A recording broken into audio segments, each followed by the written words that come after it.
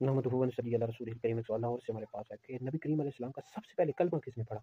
अब कुछ लोग हैं वो बयान करते हैं कि सैयदना सिद्दीक़ अकबर रज़ियल्लाहु तआला अन्हु ने सबसे पहले कलमा पढ़ा, कुछ लोग कहते हैं मौला अली पाक ने। तो इस हवाले से अहनाफ का क्या मौक़िफ़ है, अहले सुन्नत का इस हवाले से क्या नज़रिया है? देखिए, इस हवाले से मुख्तलिफ़ अक़वाल है और इस हवाले से मुख्तलिफ़ रिवायात हैं। जैसे कि मुसन्नफ़ इब्न अबी शैबा में हदीस मौजूद है, अव्वलु मन अस्लमा अबू बकर, कि सबसे पहले जिस शख़्स ने कलमा पढ़ा नबी करीम अलैहि सलाम का, वो पहले खलीफा राशिद अमीरुल मोमिनीन हज़रत सैयदना अबू बकर सिद्दीक़ रज़ियल्लाहु तआला अन्हु। और मुस्नद अहमद बिन हंबल में हदीस मौजूद है कि सबसे पहले जिन्होंने कलमा पढ़ा वो मौला अली पाक रज़ियल्लाहु तआला अन्हु है। और फ़ज़ाइल सहाबा लिल इमाम अहमद में है कि सबसे पहले जिस हस्ती ने कलमा पढ़ा नबी करीम अलैहि सलाम का, हज़रत सय्यदा खदीजतुल कुबरा रज़ियल्लाहु तआला अन्हा है।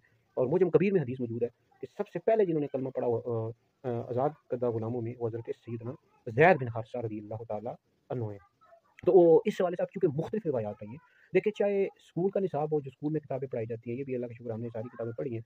एम ए तक एम फिल तक दीनी हो तो अल्हम्दुलिल्लाह हम आलिम मुफ्ती हैं, तो सब में जो अहले सुन्नत का इस हवाले से नज़रिया लिखा हुआ है अहनाफ का, तो हमने इस हवाले से हमारे बुज़ुर्गों ने हमारे अकाबिर उलमा ने इस हवाले से तत्बीक दी है। अब तत्बीक किस तरह दी है कि मर्दों में सबसे पहले जिन्होंने कलमा पढ़ा नबी करीम अलैहि सलाम का, वो अबू बकर सिद्दीक़ रज़ियल्लाहु तआला अन्हु सबसे पहले।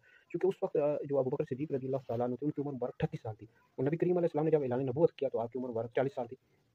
तो मौला अली पाक रज़ियल्लाहु तआला अन्हु की उम्र उस वक़्त 6 या 7 साल थी। बच्चों में सबसे पहले आपने कलमा पढ़ा है।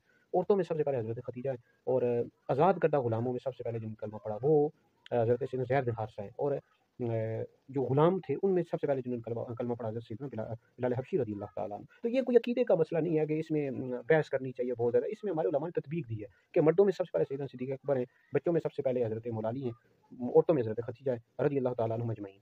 तो इसको बात-ए-निज़ार नहीं बनाना चाहिए और ना ही लड़ना झगड़ना चाहिए। तो कुछ लोग हैं वैसे इस हवाले से मुख्तलिफ बहसें करते रहते हैं।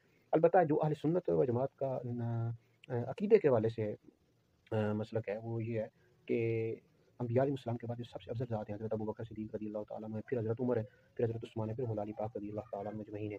तो जो शख़्स अब मौला अली पाक को हज़रत अबू बकर सिद्दीक़, हज़रत उमर से अफ़ज़ल है, ऐसा शख़्स गुमराह बद्दीन और अहले सुन्नत व जमात से ख़ारिज है।